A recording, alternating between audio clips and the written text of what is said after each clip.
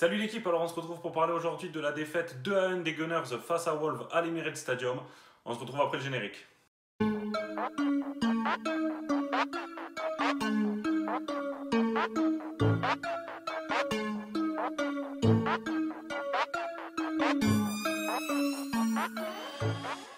Match très important face à Wolves pour tenter de recoller au peloton de tête et surtout de ne pas se faire distancer. D'autant plus dans un match face à un adversaire direct. D'autant plus qu'on n'a pas gagné à domicile depuis le 4 octobre. Donc ça fait un mois et demi. Et c'était une victoire face à Sheffield United 2-1. Donc voilà, un mois et demi qu'on n'avait pas gagné à la maison. Alors que juste à présent, c'était justement une de nos forces de ne pas perdre de points à domicile, notamment la saison dernière. Donc les points clés abordés pour moi lors de ce match et de cette défaite, il y en a trois. Tout d'abord, j'aimerais parler des errements défensifs. Donc pour comprendre ce point, j'aimerais tout d'abord revenir sur le fait de jeu qui est arrivé à la 5e minute du match, c'est-à-dire ce choc incroyable de la tête entre David Luiz et Jiménez. D'ailleurs, on espère que Jiménez va bien. Aux dernières nouvelles, il souffre d'une fracture du crâne. Du coup, on espère que le club de Wolves et sa famille prennent soin de lui pour qu'il se rétablisse le plus vite possible. Moi, ce choc m'a pas mal refroidi. J'ai du mal à re-rentrer dans le match suite à ça. J'étais assez choqué de la violence, de ce coup de tête. Je pense qu'à ce moment-là, Arteta doit le sortir car son intégrité physique est en danger. Et on sait qu'après un choc à la tête, ça peut être compliqué pour des joueurs de se concentrer sur le match. Et suite à ça, moi j'ai trouvé David Luiz fautif sur les deux buts que l'on prend. Ça n'a pas été le seul bien sûr, mais je trouve qu'il est quand même plus fautif que les autres sur ces deux buts-là. Tout d'abord sur le premier but, Adama Traoré qui centre dans l'axe. David Luiz qui plonge au premier poteau alors que Gabriel est déjà au marquage d'un joueur. Donc David Luiz qui laisse dans son dos les joueurs libres de Wolverhampton. Bellerin qui tente de venir compenser sur ce premier but et qui perd son duel à la tête. Et du coup, sur ce second ballon, on a été moins prompt que Pedro Neto à récupérer ce ballon et c'est ce qui a pour moi conduit au but. Ensuite, sur le second but que l'on prend, Adama Traoré qui élimine par une roulette Granit Xhaka, qui délivre ensuite une passe à l'attaquant de Wolves, qui effectue une course de 20-25 mètres plein axe, sans qu'aucun joueur d'Arsenal lui monte dessus. Pour moi, c'est à David Luiz là, de monter sur lui et de venir le bloquer. Bellerin tente de le faire en recollant dans l'axe, en délaissant du coup le joueur qui est couloir gauche, donc face à Bellerin qui lui est couloir droit. Et pour moi, David Luiz doit venir à ce moment-là bloquer le joueur adverse, au moins pour permettre au bloc défensif de gagner du temps et de se reconstituer, et quitte à faire une faute d'anti-jeu pour couper l'action. Donc pour moi, il est fautif sur ces deux buts-là. Est-ce qu'après c'est dû à son choc de la tête ou pas? Moi je pense qu'il y a quand même une part de responsabilité d'Arteta de ne pas avoir sorti David Luiz à ce moment-là du match. Défensivement, je nous ai trouvé très friables dans la transition défensive, donc les phases où on a le ballon et la possession du ballon, donc les moments où on est en phase offensive et où on perd le ballon et qu'il faut de suite se remettre à défendre. Et on a souvent été pris en contre dans le dos avec ces joueurs de Wolves qui, comme on pouvait s'attendre, jouaient le contre à fond, comme on pouvait tous s'y attendre. Sauf Arteta, apparemment. Et du coup, défensivement, pour moi, le seul point positif, c'est encore Gabriel qui nous tient la baraque depuis de nombreux matchs.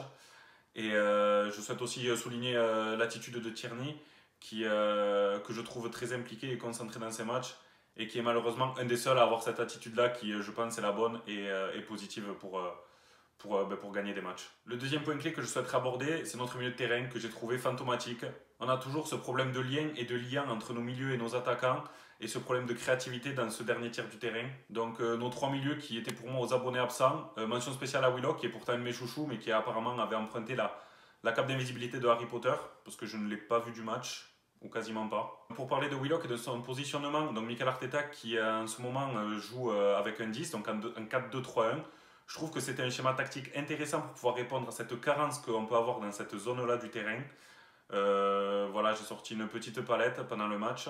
Donc on voit que Willock dans un premier temps n'est pour moi pas à la bonne place.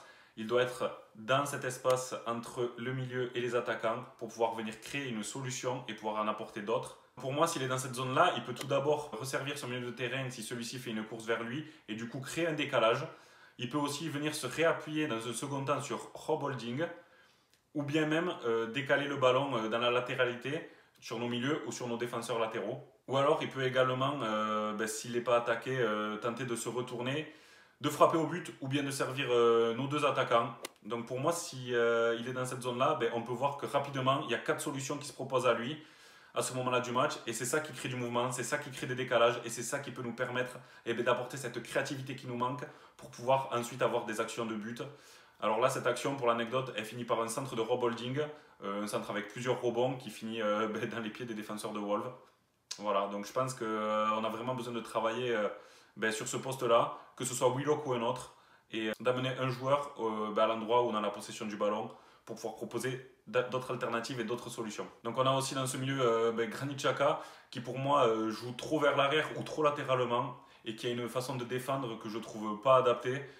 C'est-à-dire qu'il n'est pas assez agressif ou qu'il reste trop loin du porteur du ballon pour pouvoir récupérer des ballons importants. Et c'est Ceballos qui pour moi a fait plus dans le dernier quart d'heure du match que pendant tout le match entier. Donc voilà, un milieu de terrain fantomatique. Et enfin, le troisième point clé que je souhaiterais aborder, c'est notre inefficacité offensive, encore une fois. Toujours pas de but de nos attaquants. Le dernier but dans le jeu d'un de nos joueurs offensifs, à vocation offensive, c'était Nicolas Pepe face à ce même match contre Sheffield à domicile où on avait gagné 2-1. Donc ça remonte au 4 octobre. J'aimerais aussi aborder le cas Aubameyang qui, je trouve, manque d'implication. Pourtant, c'est le capitaine. Je l'ai trouvé vraiment amorphe, très éteint. On aurait dit qu'il était presque au bord de la déprime. Il a 2-3 occasions que je pense qu'il aurait mis avant, où vraiment il doit faire rentrer le ballon, le gardien, le défenseur dans le but, notamment sur un centre de Saka où pour moi il n'attaque pas assez le ballon, sur ses têtes qui sont un peu trop imprécises. Je l'ai vraiment senti en manque d'implication, pas assez concentré. Et je trouve qu'il a perdu un peu cette niaque qui le caractérisait face au but. Donc j'espère qu'il va rapidement retrouver ça parce qu'on a vraiment besoin de lui dans cette zone de vérité et on a vraiment besoin de ses buts. Ou sinon, autant mettre un autre joueur qui aura peut-être un peu plus la motivation de jouer et de marquer. Pourquoi pas un Lacazette, même un Balogun, un Kessia, je sais pas, n'importe qui. Mais en tout cas, pour moi, ce joueur qui est dans cette position-là doit vraiment avoir la niaque et l'envie de marquer. Enfin bref, pour moi, à l'entraînement, Arteta va vraiment devoir mettre en place des spécifiques devant le but pour nos joueurs à vocation offensive pour qu'ils puissent retrouver enfin le chemin défilé. Parce que là, pour l'instant, les attaquants d'Arsenal, c'est vraiment déjà Claude Duss. Une chance sur 100 de la mettre au fond. Pour conclure, une fois de plus, on a su élever notre niveau de jeu en seconde mi-temps. Mais une fois de plus, pour moi, c'était trop tard pour pouvoir le faire. Et malgré qu'on ait réussi à se procurer des occasions, on est resté toujours aussi friable défensivement en s'exposant à ces contres des joueurs de Wolves. Ce problème qui n'a pas été réglé à la mi-temps, ce que je trouve assez étrange, surtout qu'on l'a beaucoup vu en première mi-temps. Et je pense qu'il faut vraiment qu'on réussisse à se mettre au diapason pour réussir à faire deux mi-temps de niveau équivalent si on veut pouvoir espérer quelque chose dans ce championnat, qui est très très relevé et qui demande énormément d'intensité de la part des joueurs. Et pour la petite anecdote, Arsenal n'a réussi dans le match, alors toute l'équipe d'Arsenal, uniquement 2 dribbles, quand on sait qu'en face, Adama Traoré en a réussi 5, Podence en a réussi 5, Pedro Neto en a réussi 3. Donc voilà, on va passer sur mes tops et sur mes flops. Dans mes tops, bien sûr, Gabriel, qui est le seul à tenir la baraque défensivement et aussi pour le récompenser de son but. C'est un des seuls qui m'a donné satisfaction dans ce match. Et je voudrais aussi mettre Tierney dans mes tops parce que l'attitude qu'il démontre de match à match, pour moi, c'est la bonne attitude et j'aimerais bien que les autres joueurs le copient. Alors les flops, je vais mettre Mikel Arteta. Comme je l'ai dit précédemment, pour moi, il doit sortir Luis directement après son choc à la tête et doit faire rentrer Lacazette plus vite, surtout quand on est dans une situation où on a besoin de marquer et de revenir au score, ou en tout cas faire des choix à vocation offensive un peu plus rapidement dans le match. Et aussi dans mes flops, pour les raisons que j'ai évoquées précédemment, notre milieu de terrain, les 3 sans exception, et Pierre-Emerick Aubameyang qui pour moi doit donner plus. Donc on va se retrouver jeudi soir pour le match d'Europa League d'Arsenal qui va recevoir le Rapid de Vienne.